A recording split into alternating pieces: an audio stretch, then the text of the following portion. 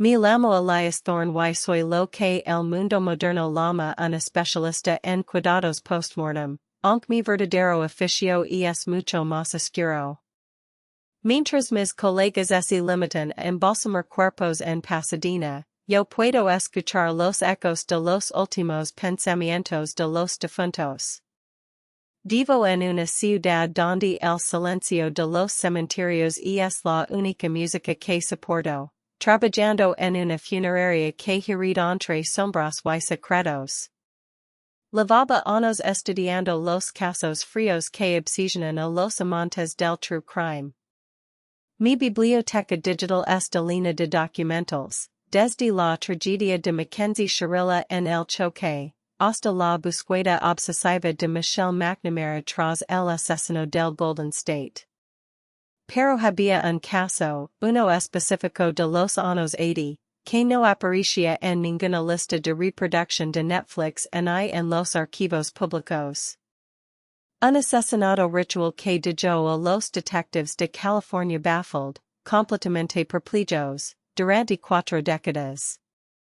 Todo comenzó cuando llegó a mi mesa el cuerpo de un hombre que había muerto de causas naturales, pero que cargaba con un secreto.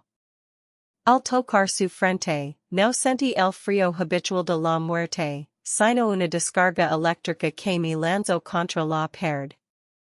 Vi una imagen, una funeraria familiar de los años 80, el rostro codicioso de un tal David Sconce y una serie de rituals prohibidos realizados en el sótano de la morgue para maximizar ganancias, no solo monetarias, sino espirituales. ¿Qué demonios viste, Elias? Me preguntó mi asistente, un joven llamado Leo que no sabía que yo podía hablar con los muertos. Vi que la historia que nos contaron sobre la corrupción de Sconce era solo la punta del iceberg respondí, limpiando la sangre de la nariz. Sconce no solo explotaba a las familias dolientes, estaba alimentando algo. Algo que no murió cuando él fue arrestado. Me sumergí en los archivos prohibidos. Descubrí que en 2026, mientras celebraba un mínimo histórico de homicidios, ocurrían animalias que la prensa ignoraba. El asesinato de aquel periodista mexicano en Oaxaca y el extraño caso del ex vicegobernador de Virginia no eran crímenes comunes. Eran anclas. Alguien estaba moviendo países en el tablero físico para despedir una entidad que había estado dormida desde que la funeraria de Sconce cerró sus puertas. Pasé noches enteras comparando el incendio del tren fantasma de Sydney con los patrones de muerte en Pasadena. Había un hilo conductor, el fuego que no consume la carne, sino el alma. Me di cuenta de que el asesinato sin resolver que había desconcertado a los detectives durante décadas no fue cometido por un humano, sino por un recolector, un ser de fantasía oscura creado mediante la necrofilia ritual de Sconce y sus cómplices, Gary y Polarana. Una noche, mientras revisaba los expedientes, las luces de la funeraria parpadearon y la temperatura descendió hasta congelar mi aliento. De las sombras del pasillo emergió una figura alta, vestida con un traje de director funerario de los años 80, pero su rostro era un vacío negro, una ausencia de luz que succionaba todo el color de la habitación. Era el recolector, la manifestación física del crimen perfecto. Has estado husmeando en los libros equivocados, Thorne la voz no venía de su boca, sino que resonaba directamente dentro de mi cráneo, como 1000 cristales rompiéndose al mismo tiempo. Sac mi daga de obsidiana, un artefacto que había adquirido en un mercado negro de ocultismo. El ser soltó una carcajada gelada y, con un movimiento fluido, lanzó una ráfaga de energía oscura que me lanzó a través de 3 paredes de madera y yeso, dejándome inconsciente entre los atados de pino. Desperté en un lugar que no era Pasadena. El cielo era de un color púrpura enfermo y el suelo estaba compuesto por cenizas blancas que susurban nombres de personas olvidadas. Estaba en el plano intermedio, la dimensión donde residen los crímenes que nunca fueron juzgados. Frente a mí, una réplica distorsionada de la funeraria descansa, flotando sobre un mar de almas atormentadas. Bienvenido al archivo de los pecados, dijo una voz femenina a mis espaldas. Era una mujer con ojos cansados y una libreta en la mano. Al principio no la reconocí, pero luego recordé el documento. Era la esencia de Michelle McNamara. Ella no solo había buscado al Golden State Killer, su alma se había quedado atrapada en la búsqueda de la justicia absoluta, convirtiéndose en una guía para aquellos que se atrevían a entrar en este reino. El recolector es el resultado de una traición a la confianza pública, me explicó Michelle mientras caminábamos hacia la funeraria flotante. Sconce y sus socios no solo robaron dinero, robaron la paz de los muertos. El asesinato que baffló a los detectives fue el sacrificio final para crear este monstruo. Para detenerlo, debes destruir el libro de las sombras que Sconce dejó oculto en el sótano de este lugar. ¿Por qué yo? Pregunt, sintiendo como la energía del lugar drenaba mi fuerza vital. Porque eres el único vivo que todavía sabe escuchar a los muertos sin volverse loco. Pero date prisa, Elias. En el mundo físico, el recolector está empezando a cosecar nuevamente para estabilizar su existencia. Entramos en la funeraria. El interior era una pesadilla arquitectónica, pasillos que se doblaban sobre sí mismos y paredes que sangraban tinta negra. En cada habitación, veía escenas de los crímenes que había estudiado. Vi el accidente de Mackenzie Shirilla repetirse en un bucle infinito, el dolor de las víctimas transformado en combustible para la entidad. Este lugar se alimenta de la tragedia no resuelta, susurró Michelle. El recolector no mata por placer, mata para borrar la evidencia de su propia existencia. Si logra borrar el recuerdo del crimen original, se volverá omnipotente en ambos mundos. De repente, el suelo tembló y las puertas se cerraron de golpe. El recolector nos había encontrado. La batalla comenzó en el salón de embalsamamiento. El monstruo se movía como una mancha de aceite, deslizándose por el techo y atacando con garras que podían desgarrar el tejido de la realidad. Yo no tenía la fuerza bruta de un guerrero, pero tenía el conocimiento. Utilicé la sal bendita que lavaba en mis bolsillos y dibujé un círculo de protección mientras Michelle distraía a la criatura invocando los nombres de las víctimas. Ahora, Elias. El sótano. Gritó ella, mientras el recolector lanzaba un alido que hizo que las ventanas de cristal estallaran en mil pedazos. Corrí hacia la trampilla, sintiendo el aliento gélido de la criatura en mi nuca. Justo cuando una garra negra se cerró sobre mi tobillo, clavé mi daga de obsidiana en su brazo, provocando un grito agónico que resonó en todo el plano intermedio. El sótano era una cámara de tortura espiritual. En el centro, sobre un altar de mármol negro, descansaba el libro de las sombras. Estaba encadenado con grilletes de plata que vibraban con una energía maligna. Al acercarme, los nombres de David Sconce, Giri y Polarana escritos en sangre que en parecía fresca. No puedes destruirlo, la voz del recolector resonó en toda la habitación, mientras él emergía de las sombras, ahora más grande y deforme. El libro es el registro de todo el dolor humano. Si lo quemas, borrarás la memoria de las víctimas. ¿Quieres que el mundo olvide los inocentes? Era una trampa psicológica. El monstruo sabía que mi mayor miedo era el olvido. La justicia no es memoria eterna, es liberación, respondí con firmeza. Record el incendio del tren fantasma de Sydney. El fuego no siempre destruye, a veces, purifica.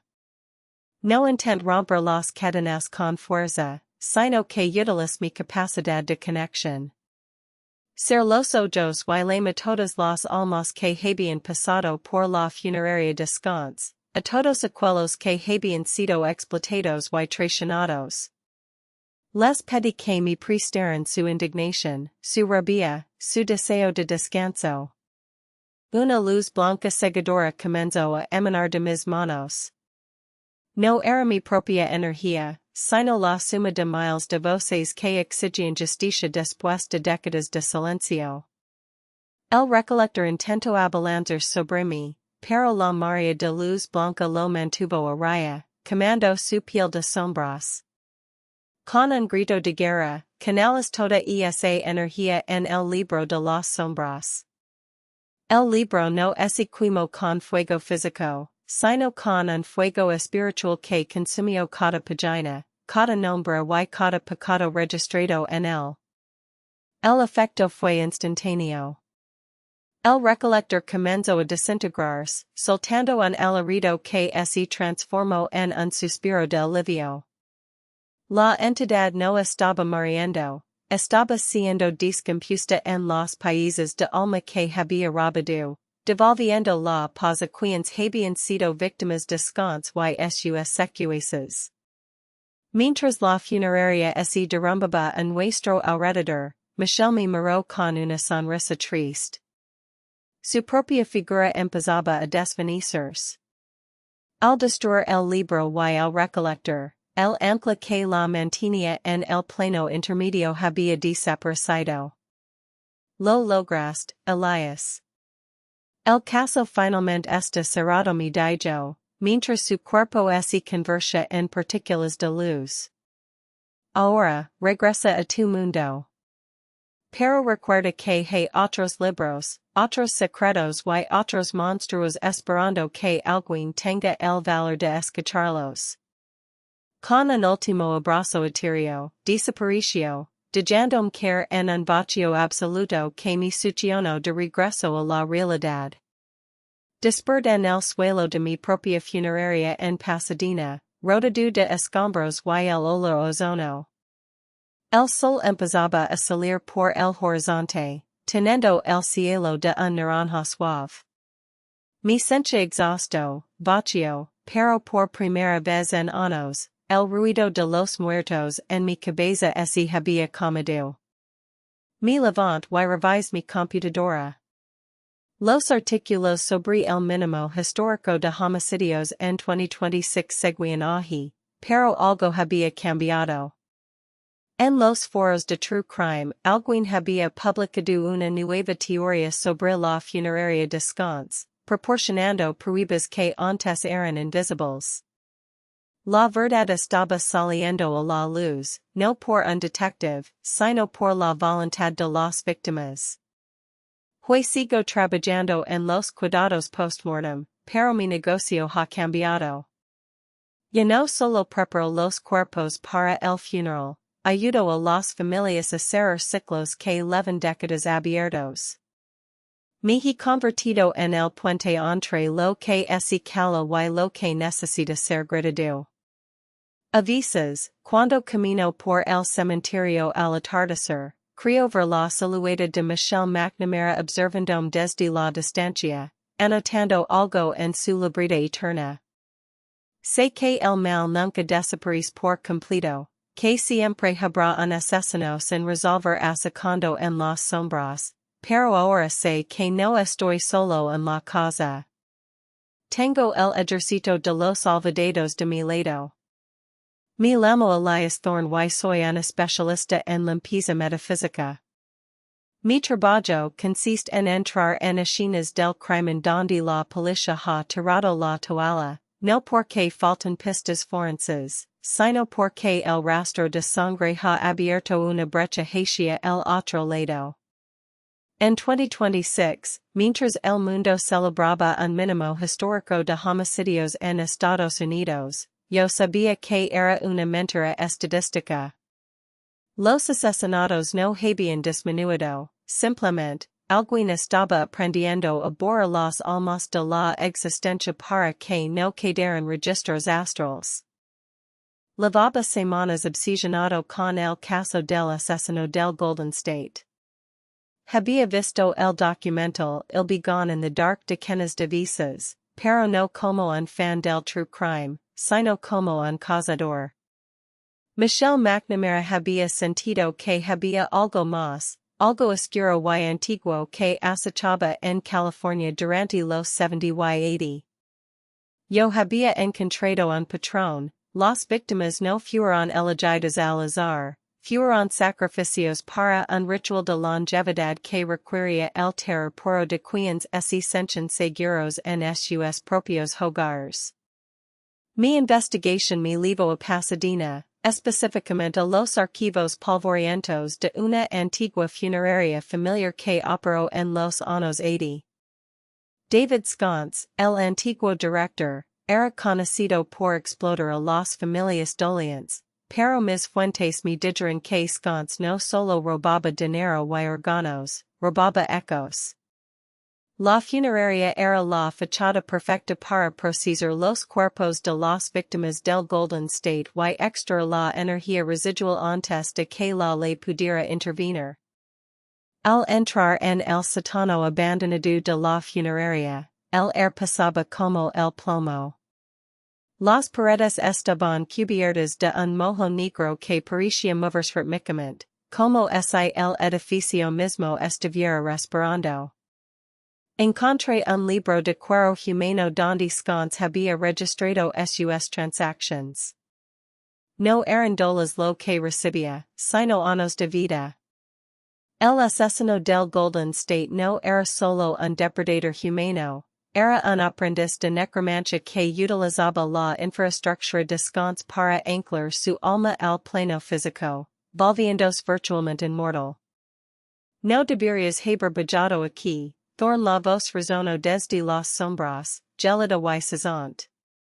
Me gira rápidamente, sacando mi daga de obsidiana grabada con ranas de protección. De la oscuridad emergió una figura que desafiaba la lógica.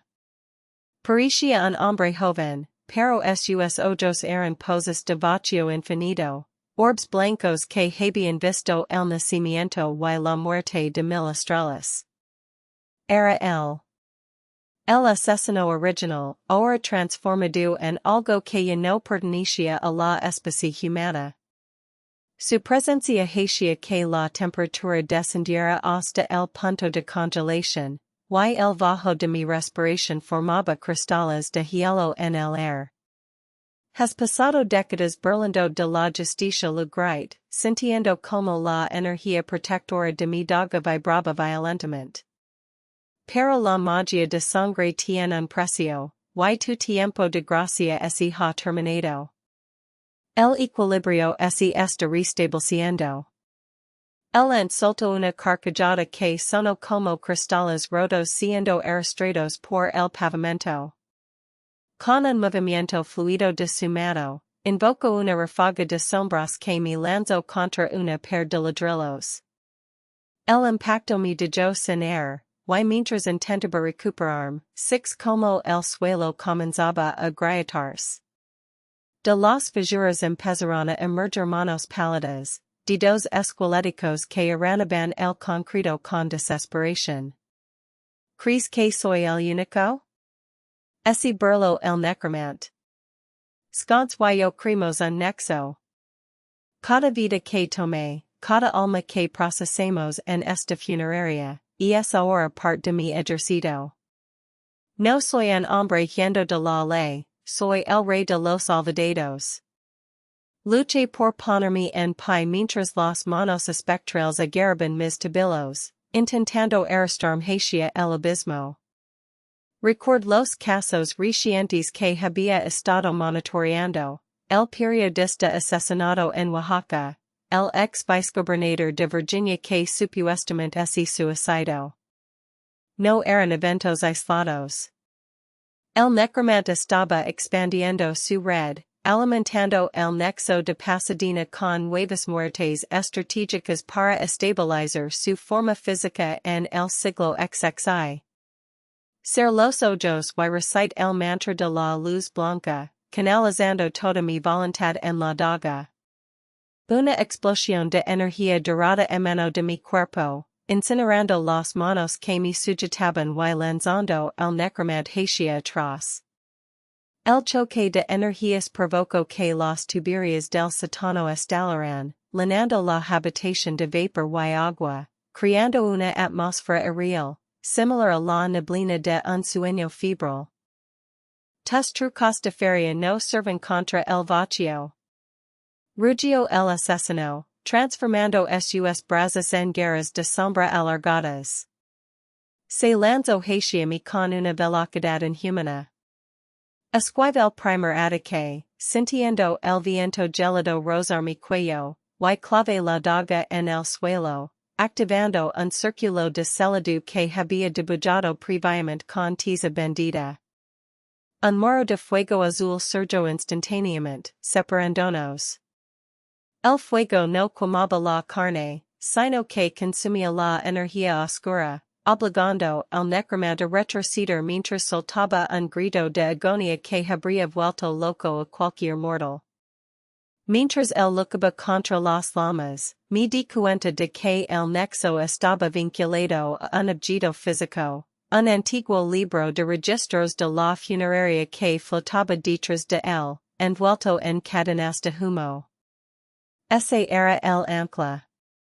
Si destruía el libro, todas las almas atrapadas serían liberadas y el necromante perdería su anclaje al mundo material, siendo arrastrado de vuelta al inframundo por las mismas víctimas que había torturado.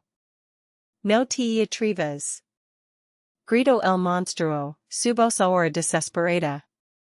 Si liberas a esas almas, el chas se desatará. Hay secretos en este libro que podrían destruir la cordura de la humanidad. No lo escuch.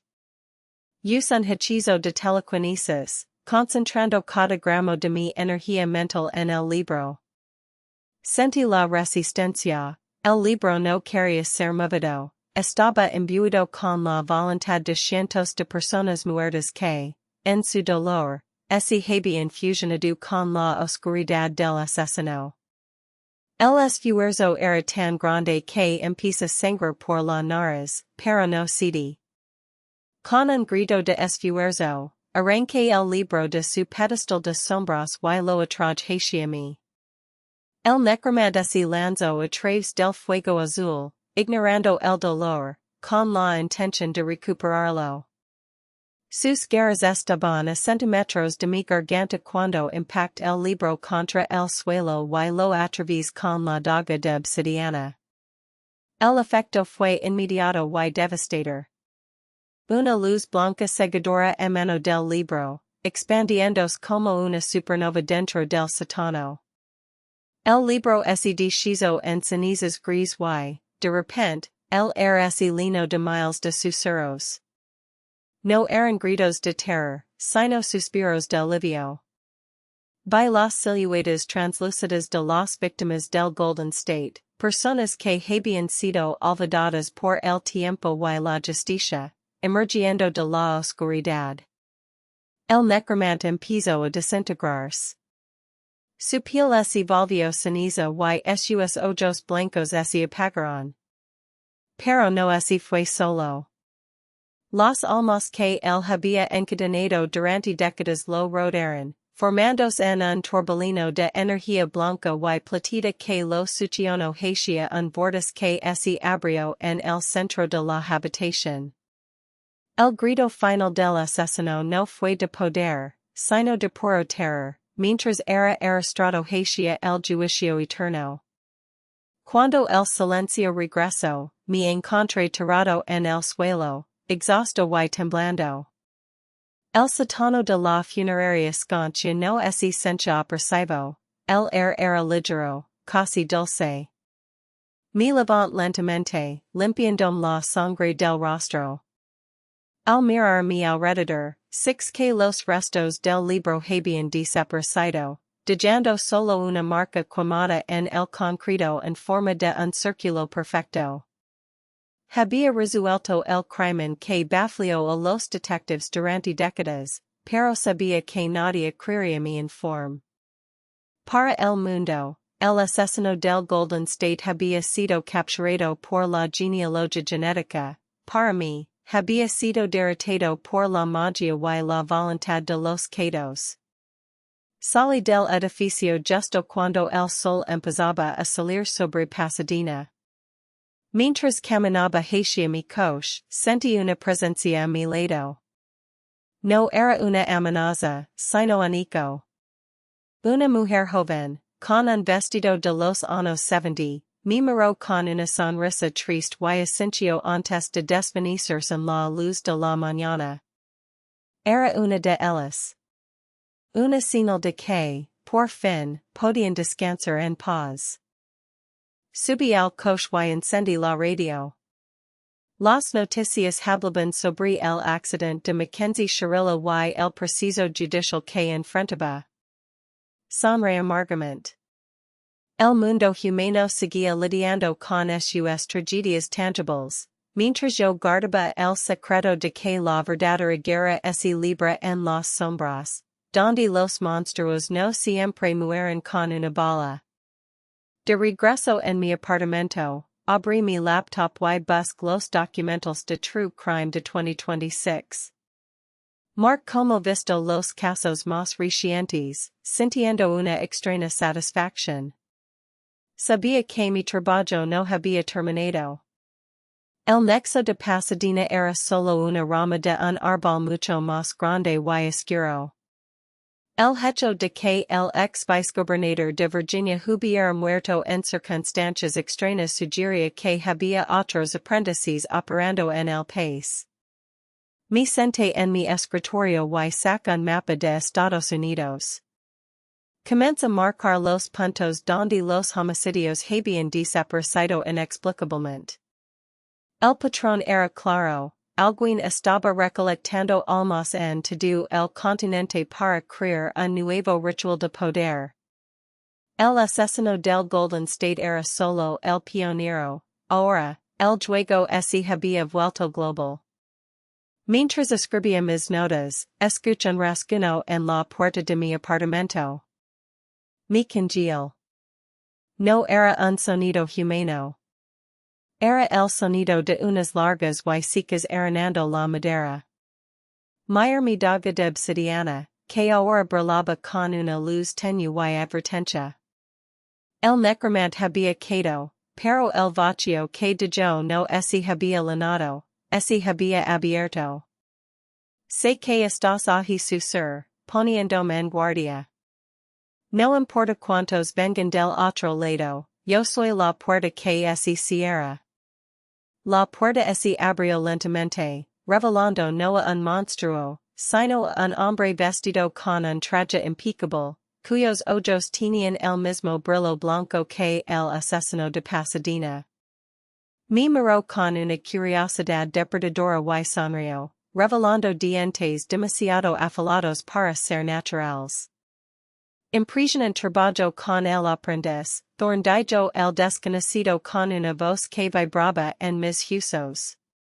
Pero el maestro no acepta que sus juguetes sean destruidos tan fácilmente. Bienvenido a la verdadera investigación. En ese momento comprendí que mi vida como limpiador acababa de escalar a un nivel donde ya no había vuelta atrás. Ya no se trataba de resolver crímenes antiguos, sino de sobrevivir a una conspiración metafísica que ligaba hasta las más altas esferas del poder. Tomé mi daga, respiré hondo y me lancé hacia adelante. La batalla por el alma de la humanidad acababa de empezar, y yo era el único detective capaz de ver las pistas invisibles. CTE gusto este video, suscribit, comenta y comparte para que me ayudes a traer más videos como este. Nos vemos en el próximo. If you enjoyed this case, subscribe for more true crime stories every day. And remember, the truth is always out there.